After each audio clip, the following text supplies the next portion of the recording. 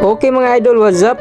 Ayan mga idol, oh. Tignan ninyo, uri ng Maya. Yan ay pamilya pa rin ng Maya mga idol. Kaya binabansagan namin na hari ng mga Maya. Kasi nakakaiba sa lahat mga idol, no? Diba? So tawag sa iba ay albino sparrow mga idol, or white albino sparrow. Kaya rare talaga ang ibon na yan mga idol kasi kulay puti, hindi tulad niyan, oh, Chinese Maya. Pero yung common name talaga niyan mga idol ay Java sparrow. Pero sa amin dahil iba-iba tayo ng tribo o lingwahe, tawag sa amin ay Chinese Maya dahil sa kanyang itsura na may puti yung pisngi, pula yung tuka at itim yung kanyang ulo. Kaya nung nahuli namin yung puting Maya mga idol ay nanghihinayang kami kasi nagpapatiwakal at napaka-rare talaga yan na ibon mga idol. At pinapaniwalaan namin kapag merong puti kaming na-encounter ay paniguradong maraming Maya kasi ang ibon na yan ang sinusunod ng mga ibong Maya. Kumbaga siya ang leader ng mga Maya mga idol. Kaya nung kami ay hinair para manghuli ng Maya ay napakarami naman talaga. Kaya nung nahuli namin yung puting Maya ay biglang nawala yung napakaraming grupong Maya mga idol. Kaya nung hapon na iyon ay nakulilat yung grupo. Yung huli lang namin ay 200